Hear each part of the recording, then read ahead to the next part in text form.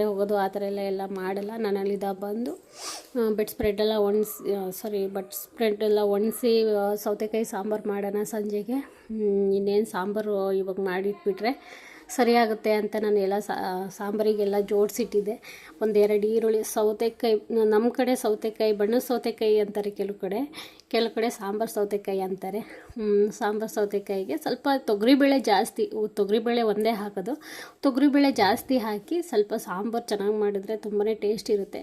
ಒಂದು ಕಡೆ ಬೇಳೆ ನಾನು ಫಸ್ಟಿಗೆ ಬೇಯಿಸಿಟ್ಕೊಂಡಿದ್ದೆ, ಸೌತೆಕಾಯಿ ಜೊತೆ ಬೇಯಿಸಿರಲಿಲ್ಲ.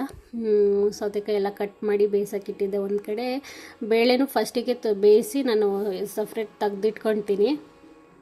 ಅದಕ್ಕೆ ಒಂದು ಸಣ್ಣದು ಒಂದೆರಡು ಈರುಳ್ಳಿ, ಸ್ವಲ್ಪ ತೆಂಗಿನಕಾಯಿ, ಕೊತ್ತಂಬರಿ ಸೊಪ್ಪು, ಟೊಮೊಟೊ, ಬೆಳ್ಳುಳ್ಳಿ, ಕೊತ್ತಂಬರಿ ಸೊಪ್ಪು, ಜೀರಿಗೆ, ಸ್ವಲ್ಪ 2 ಸ್ಪೂನಷ್ಟು ಖಾರದ ಪುಡಿ, 2.5 ಸ್ಪೂನ್